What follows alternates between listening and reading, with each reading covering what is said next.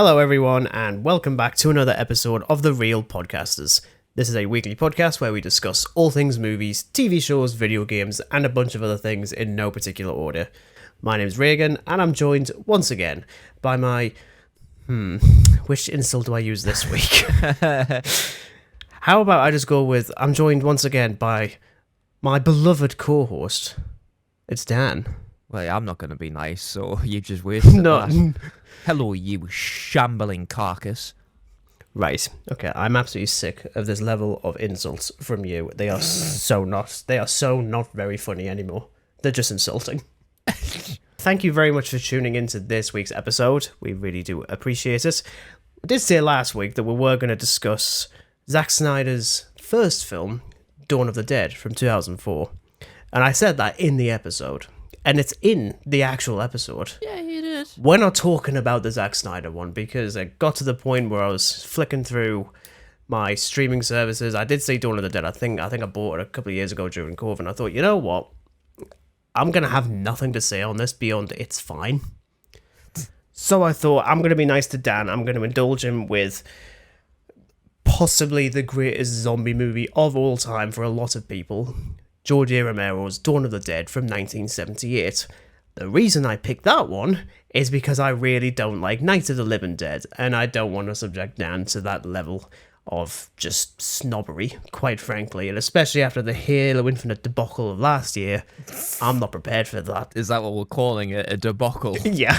Oh, it was a debacle. As I say, I certainly wasn't expecting that level of negativity from you.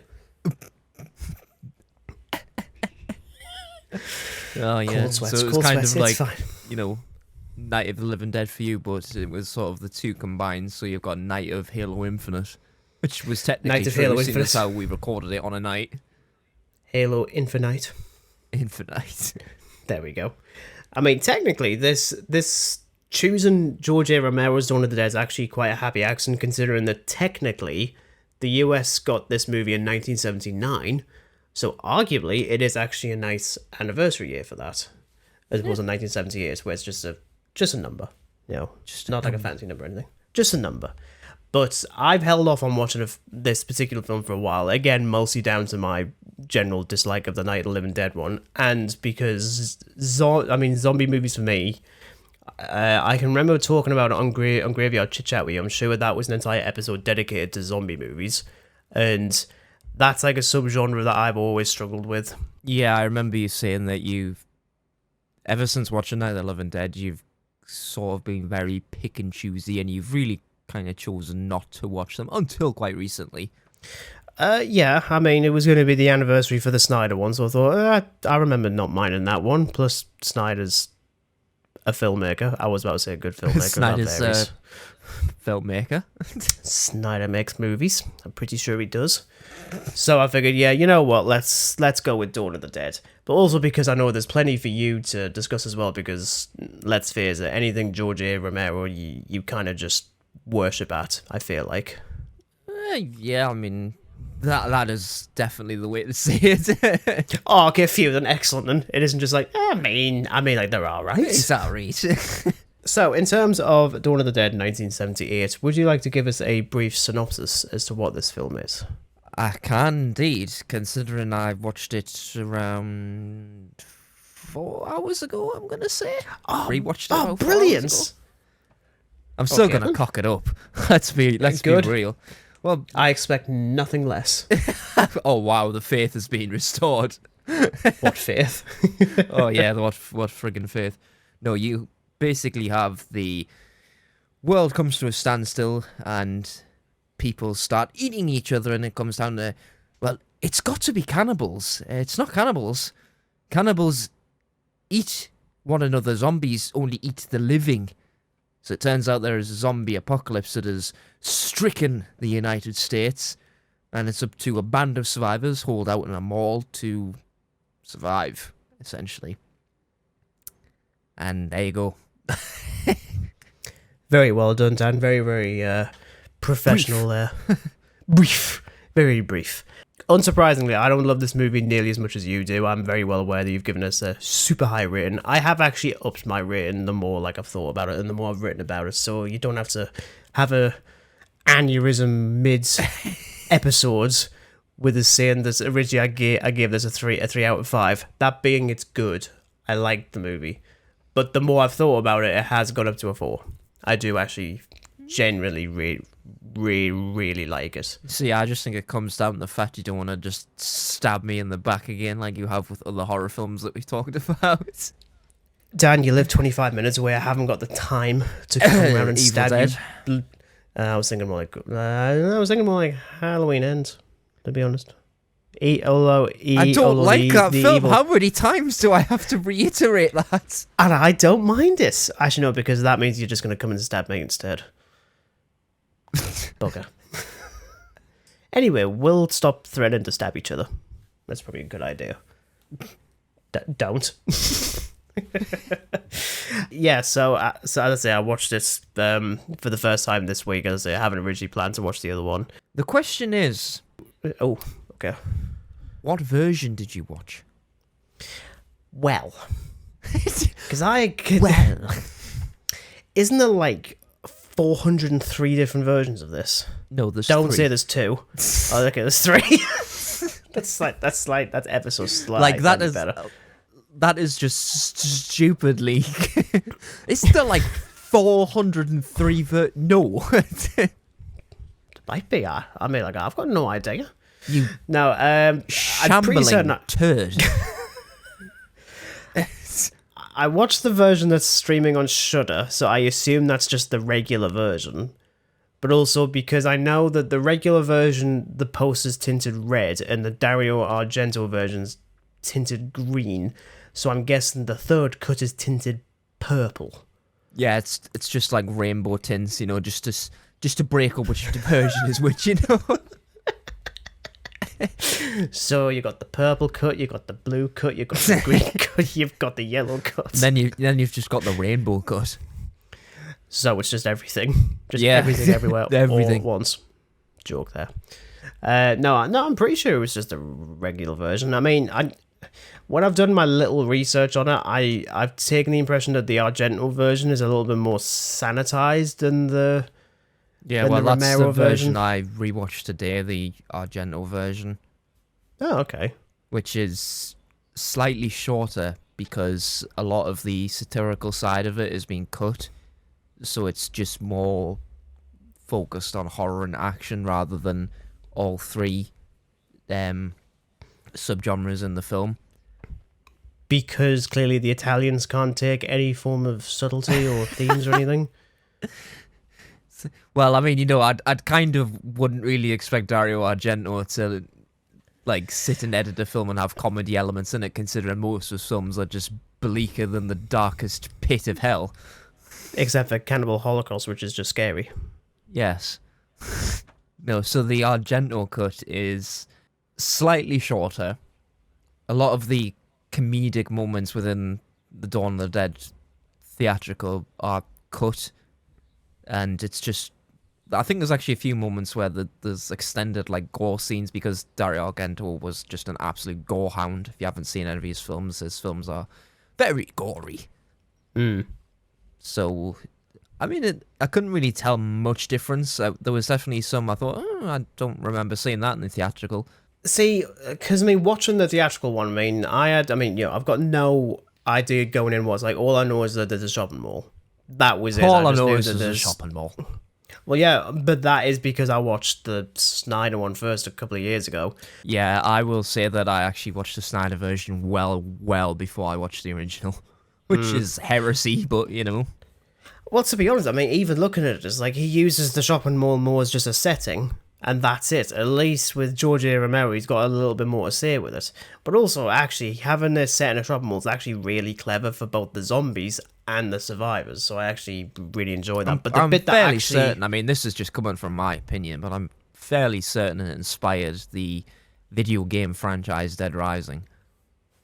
You know what it is? I remember looking at one of the covers for that. I'm sure there's a discount on the Xbox store currently, and I'm sure Dead Rising are in there, and I'm sure I was like, yeah, this feels like it's just Dawn of the Dead all of a sudden. You're basically just in a shopping mall, and it's a video game Dawn of the Dead, essentially. Yeah. But I think the bit that surprised me the most with this film was actually how comedic it actually was. And at first I didn't know how to feel about it because, especially with zombies, I'm used to the more serious stuff than anything else. I mean, Yeah. like, I'm sure I've mentioned before, like, one of my favourite zombie movies in general was Maggie from 2015, starring Arnold Schwarzenegger and Abigail Breslin. Very low budget horror. Just watching a father watching his daughter slowly succumb to this zombie virus. Not like an action film or anything. Like, I think there's like one moment of him shooting a zombie in a field. That's about it. It's all character stuff. Otherwise, you've got like not Dawn, that's Shaun of the Dead, which is really good.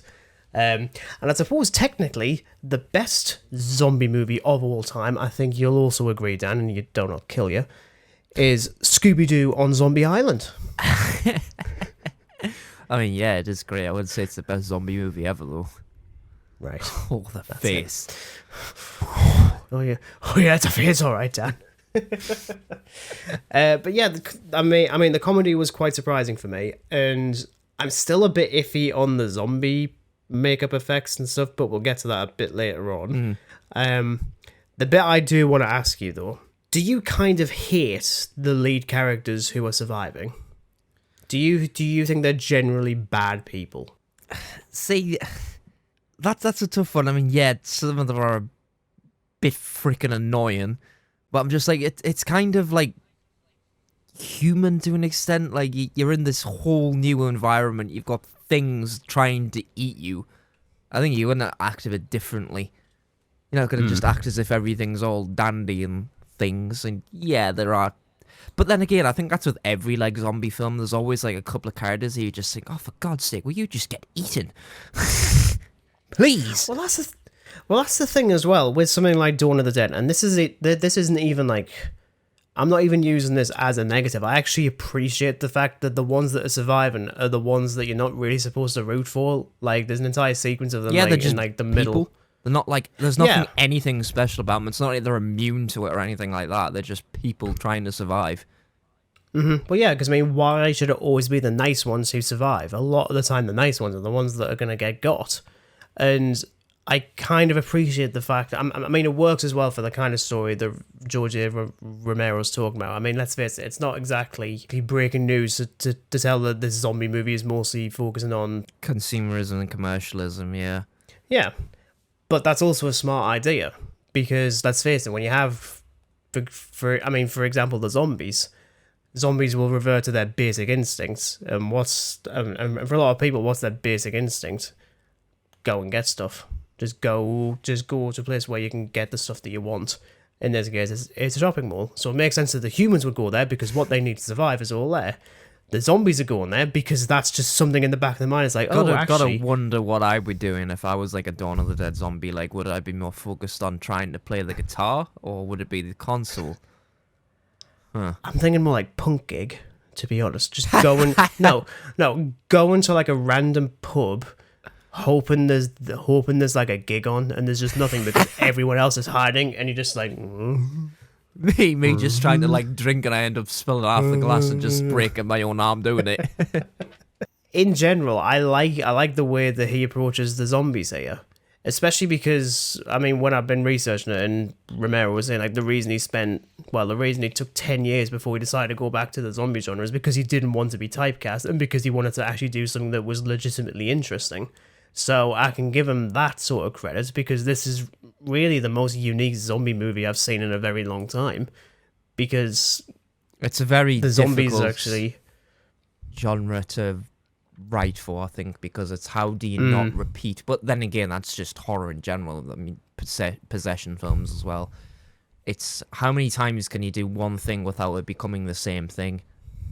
So it is an incredibly difficult thing to write for. I should know myself, because I've tried writing zombie fiction before, and it's like, fucking hell, this is just sounding as if like it's Dawn of the Dead Part 2. Well, exactly. I mean, that's probably one of the reasons that I stayed away from zombies as like a genre, because how much more can you do? I mean, even when I think about like the way the Snyder did it, I'll give him, because it's interesting hearing George A. Romero talk about the remake, saying that he didn't mind it, but he really doesn't like zombies that chase you. He doesn't find that very scary. And I'm kind of teetering in between as to whether or not I actually agree, because I like the inevitability of a slow-moving zombie, but considering watching it's not The Last as of Us scary last because year, you can always just outrun them. It's only if you're exactly. just stupid and you get caught, whereas the faster zombies, like from 28 Days Later, that's a little bit more scary because you can't outrun them.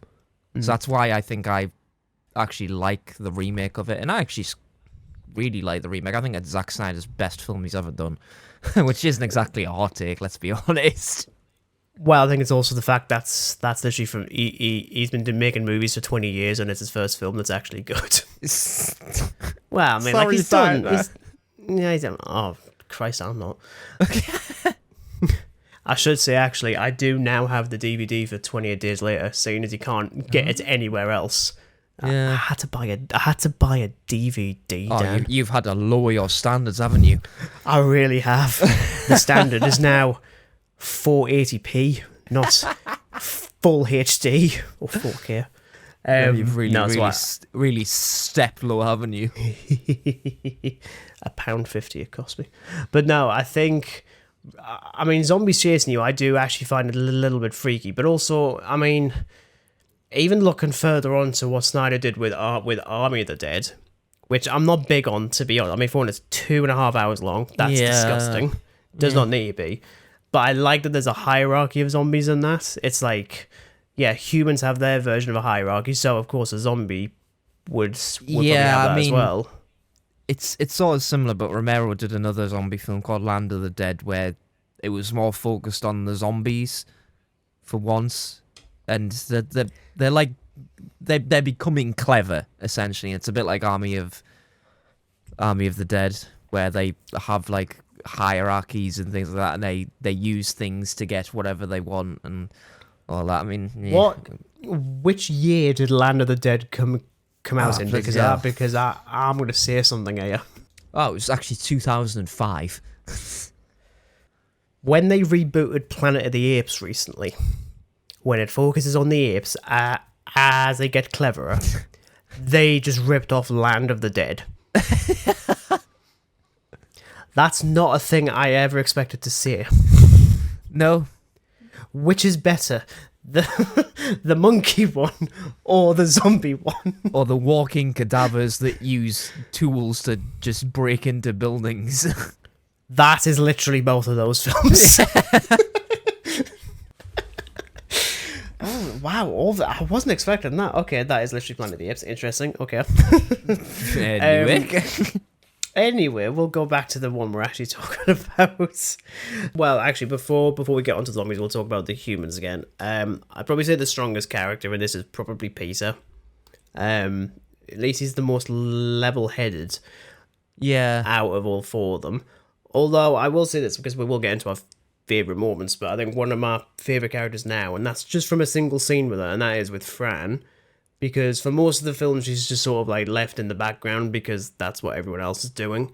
And so I actually really appreciate the moment when she just calls out the rest of the team. Is like, I'm here. I can actually do stuff. Can you let us do stuff, please, for the love of God?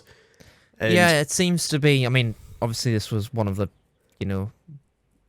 very early zombie film, but this is a common thing in a lot of zombie films. There's always one character who is just in the sideline, who is just sort of at the back, and they're constantly preaching, I can actually do things, and it is always that, like, I am actually able to help. So yeah, I do really like that bit as well, actually. But obviously, going on to the zombies, I'll say I do appreciate the inevitability of a slow-moving zombie. All of a sudden, I'm thinking of something like It Follows, where that just walks towards you for the entire film, and that's actually quite scary, in that it just will not stop. Same thing with the zombies here. Although I will say, they do just all look like they're really suffering from a severe case of hypothermia throughout the entire film. Yeah, they're just with really, all the really skin blue. tone. Yeah. Yeah. Because I wasn't a big fan of like the skin tones in Night of the Living Dead, even though it's black and white. And even that, I wasn't a big fan of the look of the zombies in that. So I was curious as to how it was going to translate to colour this time. I'm still not overwhelmingly big on it, but I do appreciate it's a little bit more subdued. It's a little bit more restrained. I don't need to see something where just organs are just hanging out left, right, and center. Yeah, I think it's more down to budgetary, considering that the film was like on a $600,000 budget, which is absolutely nothing really. Mm-hmm. So obviously we've mentioned about how the film is just a social commentary on consumerism and just spending and stuff like that, and I do really like that, and that is very much something that Snyder clearly looked at and thought, that's too clever for people. People just like explosions and slow-mo. People just like explosions and people eating people. Yeah, I'll just do that instead. It's like, oh, it's set in a shopping mall. That's fine. I like having stuff as well. I'll do it. That's it. But I'll just have some explosions. Yeah, is he Zack Snyder or is he Michael Bay? I don't know which Bit one. of both. I like how we're trashing that film, and the person who wrote it was James Gunn. Yeah. Anyway. Weird times. Anyway. Yeah, in terms of my favourite moments, I've already said about the scene with Fran calling out the rest of the team. The truck chase I actually quite like. I say truck chase loosely because it's not really a chase, it's just trucks running around in what clearly looks like a British quarry, to be honest. It's clearly just taken from like the set of an episode of Doctor Who, to be completely honest. Like, are we set in Britain, America, or just a random alien planet? I don't know which one it is this week. That being said, I did have to Google because it went completely past me. I was really questioning as to why they were doing stuff with the trucks in the first place. Like, I really just completely lost my reasoning for it, to be honest. Although obviously, it does end with a lot of biting and stuff, which I was waiting for someone to get just bitten in the ankle. Yeah, a little bit. Just a bit of nibbling. Little bit of nibbling, yeah. Of course, the first one to get got is obviously Roger, because he's an idiot, obviously. That being said, I do actually like his final moments before he turns. That's actually not going to say it's heartfelt by any means. Yeah, it has a bit of emotional weight to it. One of my favourite moments is actually just like the random cutaways to the zombies walking around the mall. Because take out the context of their zombies and just tell me that it's Must just admit, from, like, I had a little chuckle at one of the the cutscenes of the zombies, and it's just some zombie dragging like a half bus mannequin across the floor. I love that. Okay. It's like, is he thinking that's his mate? I'm not quite sure. Like, is it Mate or mate?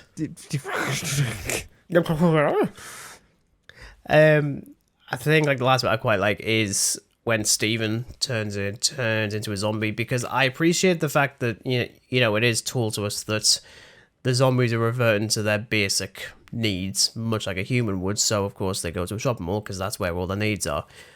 For Steven, he can remember Fran and where that team is. Unlike any of the other zombies, he's got a personal connection to them. So I actually really love the idea that he's the one that leads them back to the team, because none of the other zombies know where they are, but he can still remember somewhere in his ape brain.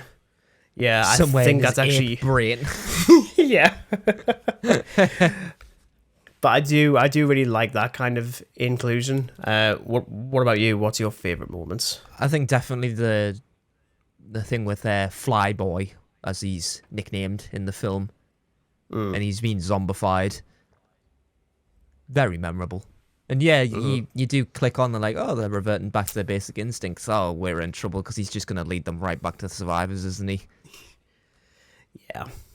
And the fact that he's like, part of his brain can still use his little revolver that he has with him. Very, very poorly. I mean, he's got like Stormtrooper-esque aim. Oh, good lord, yes. If not worse, but, generally stuff that involves the confrontations between survivors and the zombies. I mean, again, with it being such a shoestring budget, I think it's carried out very, very well. Like, it is going actually, around murdering them and the blood effects and stuff like that. Again, it costs an absolute bomb, and yet it works very well in this. Mm-hmm. And the truck's bit as well, when they're basically trying to block off the mall, and one of our lead characters gets nibbled on.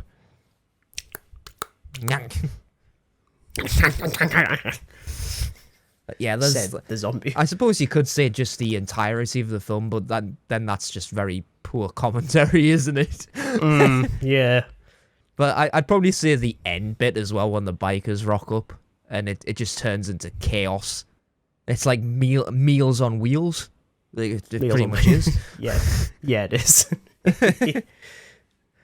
I mean, obviously we've spoken about the fact that the ones that are the survivors here are the ones that are just the most unlikable. But the question is what would actually happen if the survivors were all just fucking idiots? Oh no, I don't like those. It's of course time to do our little AI showdown thingamajiggy bob. Oh, Christ. So I was a bit more specific with mine, to be honest.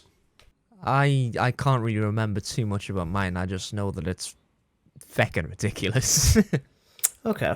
Well, we'll kick things off with mine. We're going to change it up a little bit. I usually give it to Dan, but Dan usually wins these, so I've clocked onto that. So you've got hope this time by you doing it that you're going to claim the title of it this week, are you? A little bit, yeah. Although my prompt was less of write me a silly version of Dawn of the Dead. I just said write me a really stupid version of a zombie film where the survivors are morons. So now we have Brains for Breakfast, a zombie comedy. Brains for Doesn't even I have. like that title, actually. I know it's a problem actually, because you know what? It actually sounds quite good. It sounds like you know what it is? It actually sounds more like a scary movie style kind of thing, and I don't mind that's that what I was for a thinking. scary movie. So, in a small, unsuspecting town called Cluelessville, yeah, a mysterious outbreak turns its residents into Cluelessville, I didn't realise this was fucking Scooby-Doo. I was about to say it, Scooby-Doo. Because isn't it called like Coolsville or something like that? Coolsville, yeah. So you've got like the redneck side of Scooby-Doo with Cluelessville. Rednecks. Anyway. Yeah, turns residents into brain-hungry zombies. But these aren't your typical zombies, and neither are the protagonists of the story. This actually has a little bit of a breakdown of each four of the survivors. Great. Meet our lead characters. You've got Chad, who is a stereotypical dumb jock whose main priorities are... a name like feckin' Chad. Exactly. Well, it isn't going to be Keith, is it? Keith. Yeah, so his main priorities are his muscles and his hair gel. He's convinced that he's the hero of the story because he once won a hot dog eating contest. Okay. Sounds like Homer Simpson. All of a sudden. Second one is Tiffany, a social media influencer obsessed with selfies, hashtags, and fashion. She's more concerned about her outfit than the impending apocalypse. Seems about right, aye. Sounds about right. Yeah, this is a very modern version of Dawn of the Dead already. Yeah, this is You've like got Barry. Gen Z freaking Dawn of the Dead. Literally Gen Z. You could just call it Yeah. that. I can make jokes. Next one is Barry, the town's local conspiracy theorist who believes the outbreak is a government experiment gone wrong.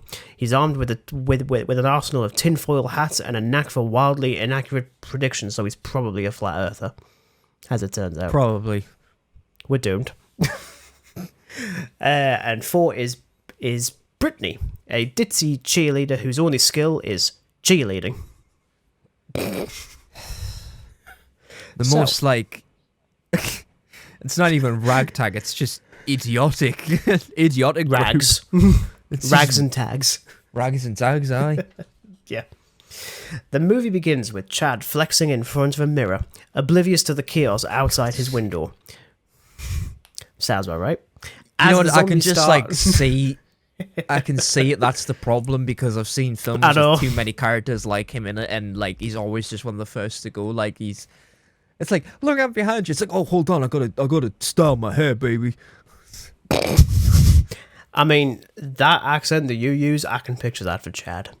Yeah. Yeah. So as the zombies start... As the zombies start knocking on his door, he mistakes them for fans. wanting an autograph. Didn't realize he was that famous. Bloody hell. Meanwhile, Tiffany is busy live streaming her makeup tutorial when a zombie photobombs her. Rather than panicking, she strikes a pose and asks her followers which filter looks better with a zombie in the background. Again, I can tell me totally this see doesn't it. sound like a scary movie 7 or 6, Yeah. however many they did. I don't remember how many they did.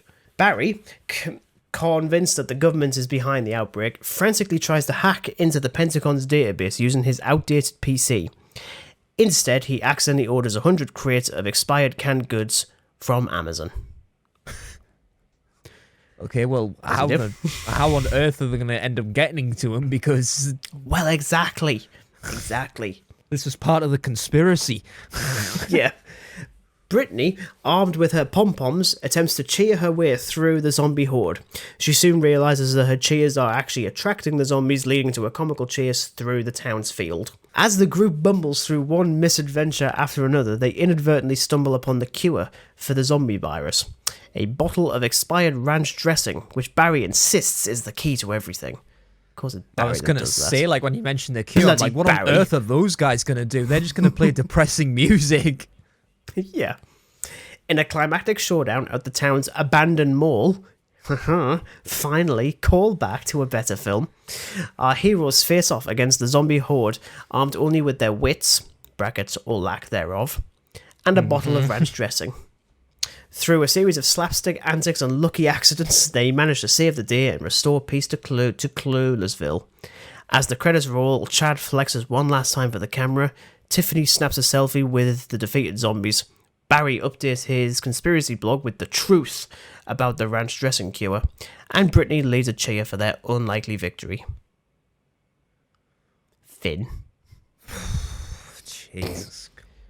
This is the closest to what could actually be not a terrible film. Yeah, And that's what's sounds scary about it. so bad that it's actually okay. Like, if The Asylum made a film like that, I wouldn't even be mad. No. It would be the only time I'd be like, yeah, you know what? You're actually onto something there. And you For got once. Tiffany just taking pictures of me like, oh my god, Chad, can you just hurry up and get in the selfie? It's like, hold on, baby, I'm just trying to get this sit rep in.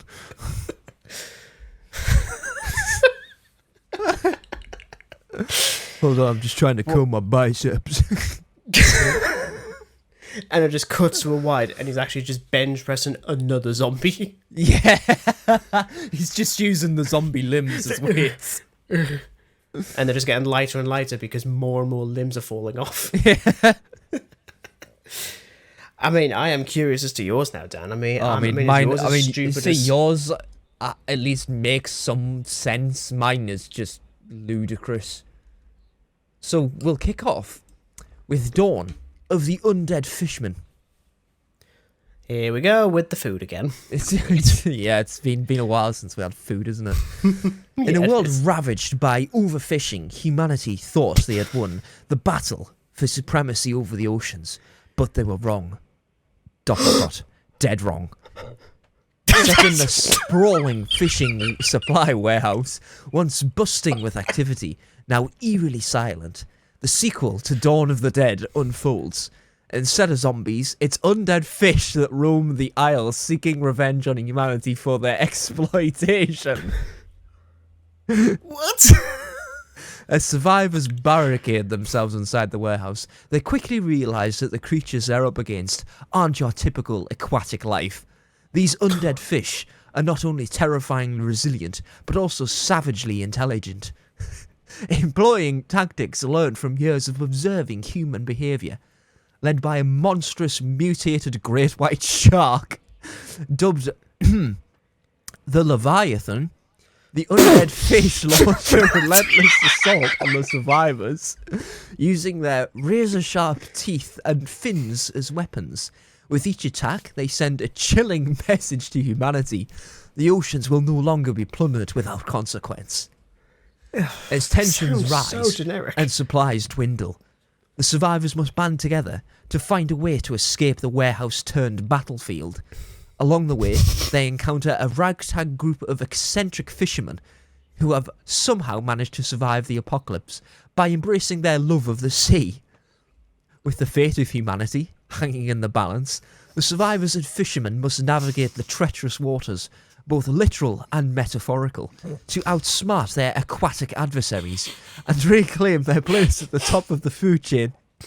But as they soon discover, in this twisted world where the dead refuse to stay buried, the line between predator and prey has never been more blurred, and in the end, they may find themselves facing a fate worse than death, becoming fish food in Dawn of the Undead Fisherman.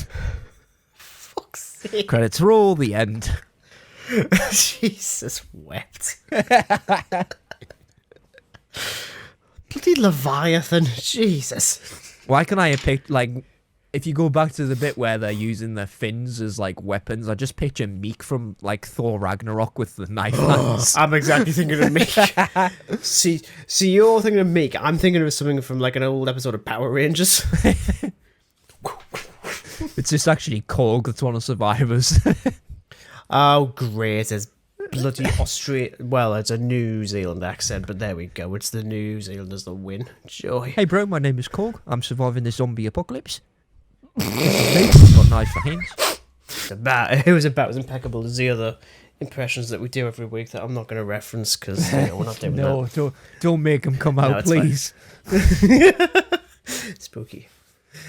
Now, obviously, because we are discussing a horror film, there is the other segment that we do, which is surviving a horror film.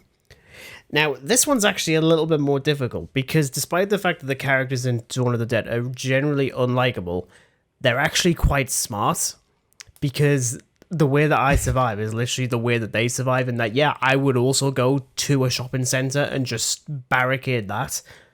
That being said, because we're now in 2024, there is probably an entire room dedicated to shutting and locking every single door and covering them with shutters. Yeah, and I'm going to say there's got to be like particularly clever. There's got to be like a big ass security office where it just controls absolutely every single door in the facility, including alarms, shutters, the doors to them all. Mm-hmm. So, in reality, actually, surviving a zombie apocalypse, Dawn of the Dead style in 2024 is even easier than it was in 1978. The key to surviving this film is pray to God you are just a mall security guard. So it's Paul Blart Mall Cop but with Dawn of the Dead, of which I've never seen. I should stress I've got no interest in the Kevin James comedy. Oh, okay, that's fine. That's all right. Because I swear to God, if you're going to suddenly reveal that film's actually quite funny, Paul I'm Blart actually going in to. Dawn of the Dead.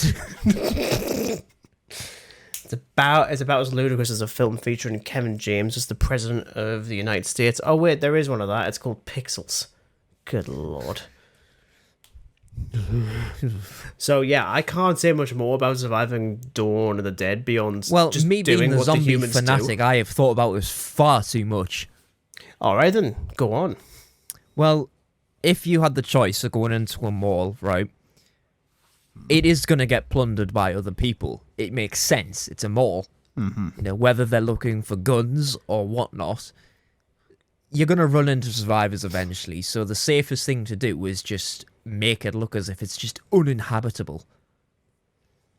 Okay. And you do the smart thing as these survivors and just barricade it because, you know, why let any more shambling corpses come into it when the place is already going to reek of death? Mm. And definitely run around with, like, tins of Febreze and just spray everywhere. Just, like, hiding the fact that you weren't actually here. Yeah. It's like, it smells nice awfully here. fresh, but yeah, this place is like, totally uninhabitable. Nah, it's fine. said the stupid zombies. Probably prioritize going food shopping over everything else, except maybe, like, weaponry. So don't hide in, like, an Aldi. I mean, that would make more sense because you're just surrounded by food, but, you know, whether or not it's going to be, like, easier to barricade / defend. I'd say it's I would quite think easy so to because defend. it's just a gigantic shop. It's not a mall. Just go and pick, like, yeah, exactly. Just go and pick the biggest Aldi in the country that you are conveniently near to and just barricade yourself in there. Yeah, so, you know, scrap the mall. Because they just have go to everything. Aldi. Yeah. I mean, hopefully this week's special buys will be quite useful in the impending apocalypse. It's like a mall's gonna have like innumerable entries and exits. Like you've got the front, you've got the service bays. It's like, you think you've covered one corner when actually there's just a load of shambling, rotting carcasses in the hangar bay. Oh yeah, I didn't realise this was The an hangar airport. bay. That's not a bad idea. Actually, no, because Plot I twist, feel like they a zombie just would find get. a plane in the frickin' bloody in the storage. Oh, that's our escape. Well, no, well, actually, no. The airport's probably the most terrifying one to go with, because the problem is that if one of the zombies either gets control of the plane or someone becomes a zombie on the plane while they're flying it, basic instinct is to land Brad the plane. Pitt's World War But Z where taught is me the that, landing of the plane? an airport is the worst place to be in a zombie apocalypse. Also, they're like 95% windows, so it's quite difficult to, not be seen. Unless you're the invisible man. Well, I mean, you can't even say, okay, we'll only move at night because the zombies are probably moving at night. Yeah, there's probably some weird mutant that just crawls across the ceilings at night. Okay, so so we have either agreed, just basically do what the survivors do until basically we'll be fine. Survive. There is no other way of doing this. Or attempt to survive. Really? And don't end up like Flyboy. I think that is just the like penultimate goal. Don't get zombified. I'm surprised it's not the ultimate goal as opposed to the second to last one. I mean, is there something worse? I mean, there's a zombie comedy called Zombieland, and it is very, very funny. But you've got this lead character called Tallahassee who makes it his mission just to get a single Twinkie. Like, never mind the zombie apocalypse, he just wants a Twinkie, and he's gonna set out through heaven and hell to get this Twinkie. Are you sure he hasn't already gotten? Because he sounds like an idiot. I mean, he's a redneck idiot played by Woody Harrelson, so... Oh, okay, actually, yeah, that makes sense, because he goes on to play Carnage. Oh, yeah. Exactly the same character, probably. Kinda. I wouldn't know, I haven't seen Zombieland, obviously. Okay, kinda. Anyway, I think that pretty much wraps up our thoughts on Dawn of the Dead, idiots surviving a zombie apocalypse. Podcasters surviving or attempting to survive a zombie apocalypse. The real zombie podcasters. Dead Night of the Living Dead casters. Wouldn't be alive for very long. Wow. I mean, yeah, that's absolutely fair. But thank you very much for tuning into this week's episode of The Real Podcasters. We really do appreciate it. As I said before, we've done a ton of horror stuff over the last few weeks. Not deliberately, that's just how the schedule has like turned that out when I looked this at the time. schedule. Yeah, it was. And convenient enough, next week, we are still technically sticking with horror because we're going to be talking about Ghostbusters Afterlife. Seeing as we've got the new one out next week, I have just booked the tickets for actually tonight. I just completely forgot I booked it. What was that, Dan? Nothing. I was just saying I'm just going to log into my local cinema and get my tickets. Your local cinema? That's not really local. Okay. As I said, we'll be discussing Ghostbusters Afterlife next week. That's going to be an interesting one to discuss. I've got things to say on that one. So we will look forward to seeing you again next week. Thank you very much for listening, and we'll see you then. And until then, it's goodbye from Dan. Goodbye. And it's goodbye from me. Goodbye.